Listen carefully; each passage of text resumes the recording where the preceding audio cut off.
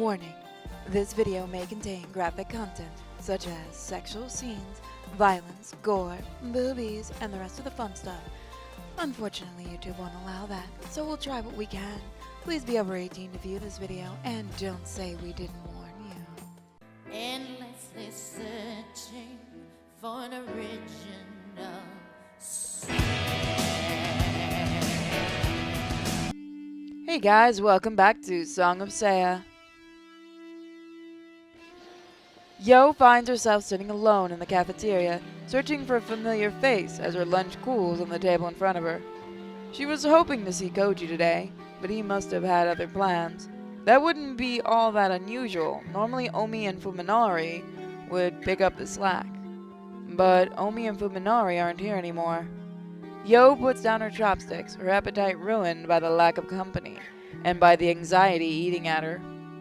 Omi is missing, Fuminari has turned on her, and she has no idea why. If Koji were here, she could count on him to distract her with some idle conversation. Now that she's all by herself, Yo becomes keenly aware of how little tolerance she has for loneliness. She begins to feel paranoid, like the whole world is plotting to take from her everything that she cherishes. What is wrong on there? What is going on here? Where is Omi gone? Is Fuminori really unrelated to her disappearance? Or is he the key to this mystery, as Koji and Dr. Tanbo suspects? Yo recalls the events of last Thursday, alone and without an outlet for her pain. After Fuminori verbally eviscerated her, Yo was lucky enough to run into Koji. Although he could hardly make her problem go away, his kindness was a comfort. At the same time, Omi was on her way to Fuminori's house, and she hasn't been heard of since.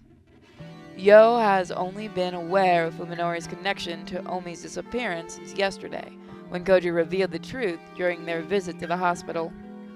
What if a new possibility occurred, a reason for why Omi suddenly decided to visit Fuminori? What if it hadn't been a coincidence that Yo ran into Koji that day? What if Koji and Omi had known what transpired between her and Fuminari and decided to act separately?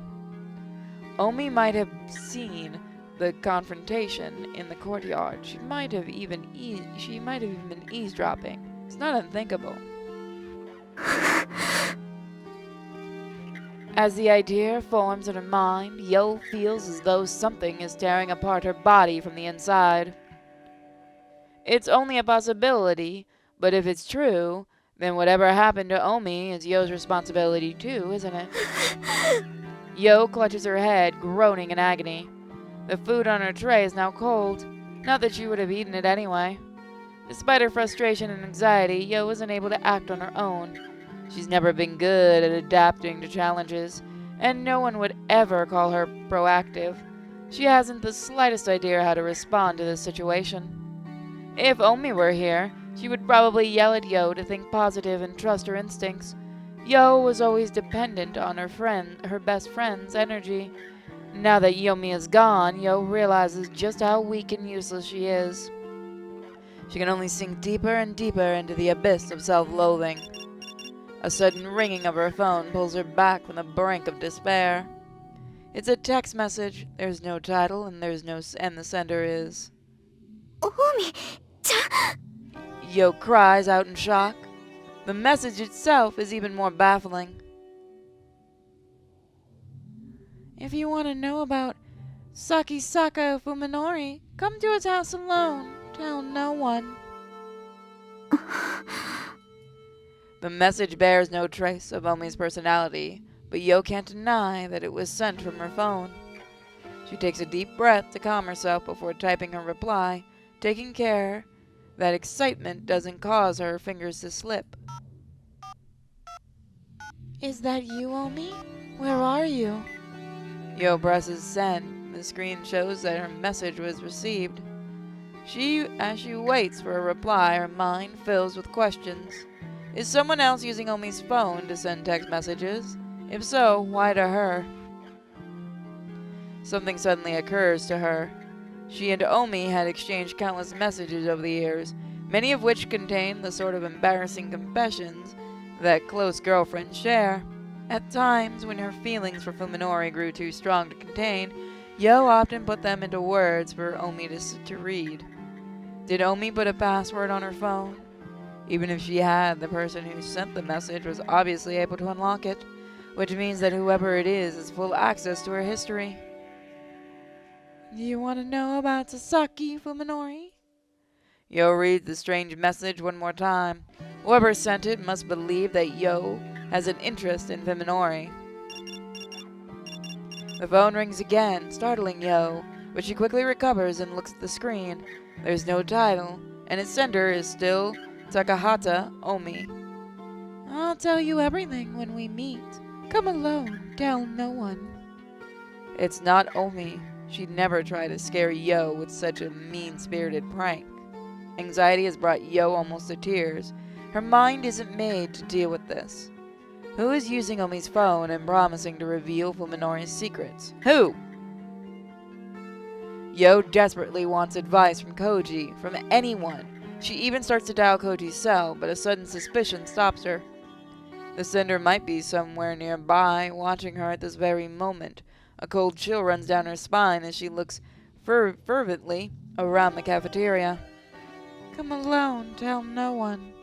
The lifeless character on the screen are like a knife against her throat. However, Yo clutches her phone and forces her heart to stop pounding.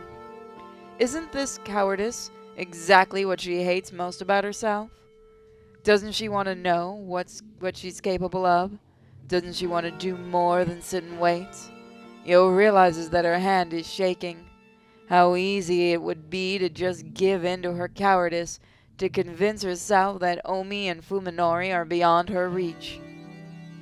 That is what she truly wants, even if it means abandoning dignity and loyalty. She wants to flee from the unknown. But she also knows that even escape is beyond her. Yo understands herself well. She knows that no matter how far she runs, regret and self-loathing will consume her after everything else has fallen apart. In the end, Yo is unable to overcome her cowardice alone. She lacks both willpower and the courage to run. She dumb. The afternoon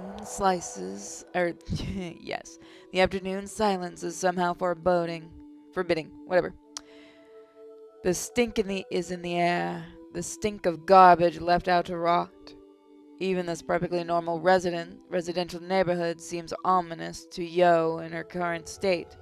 She feels like she's standing in the middle of a necropolis, as if everyone in the house around her is dead.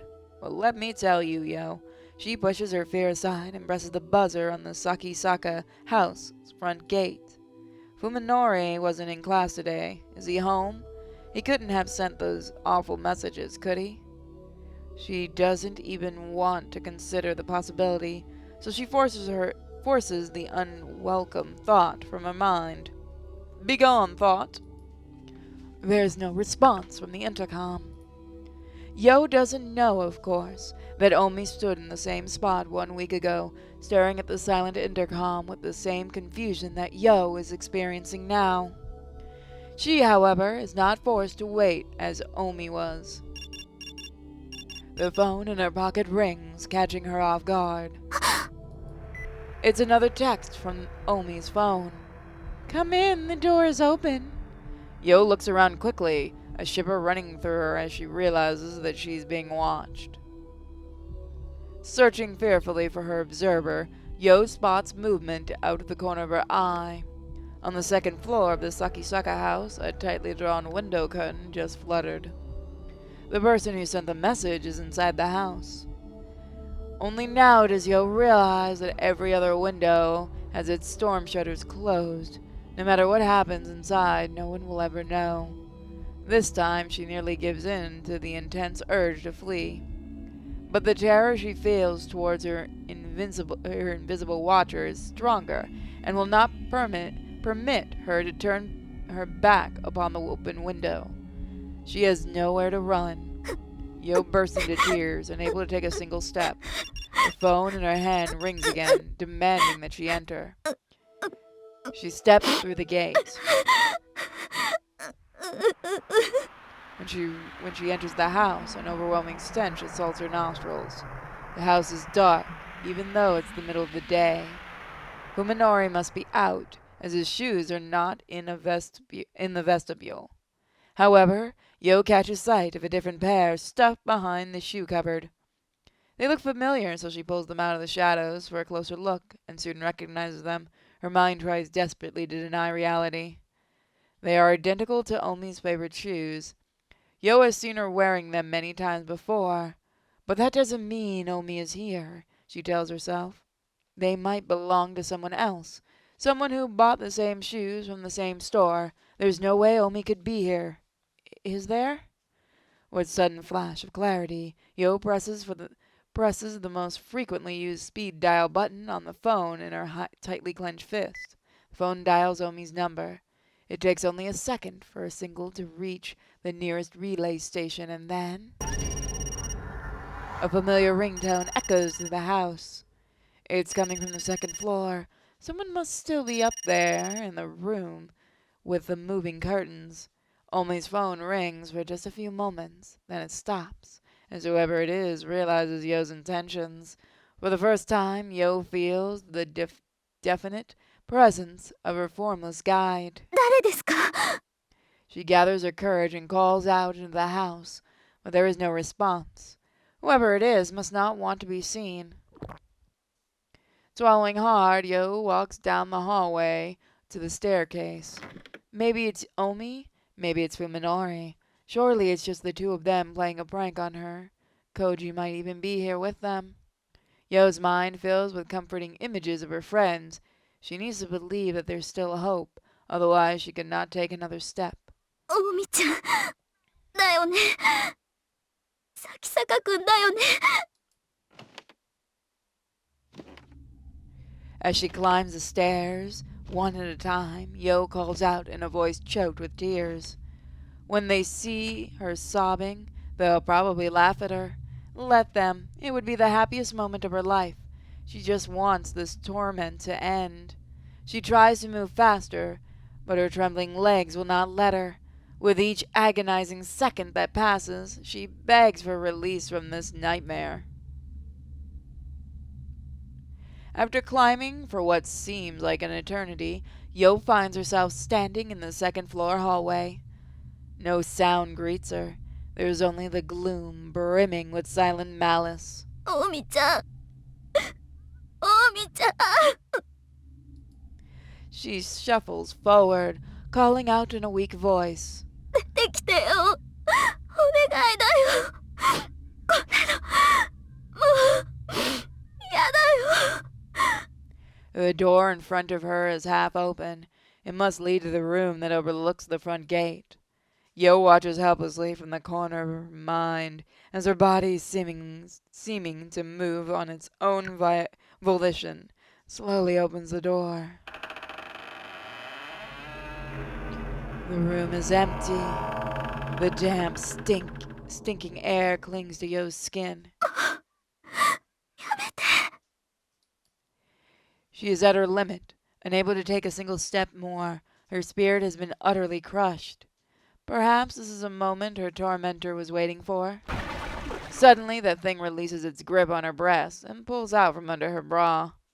Yo falls to the floor, unable to support herself on her unresponsive legs. The creature that grabbed her is still there, looking in the darkened corner of the room. She can feel it watching her, but can't bring herself to turn around. She knows that seeing it will likely destroy the last vestige of her sanity.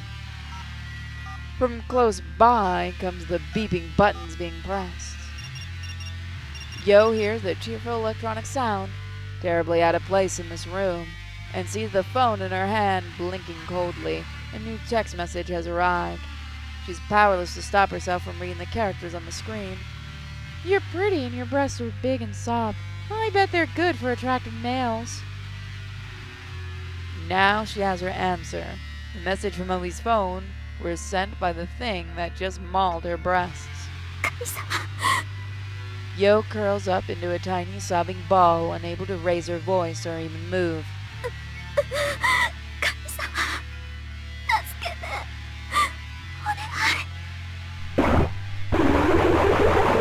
creature makes a burbling sound. Yo somehow understands that it is laughing at her.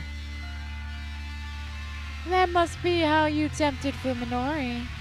You tried to steal him from me, didn't you, thief? Well, with that, guys, we'll see you next time. Bye, everyone.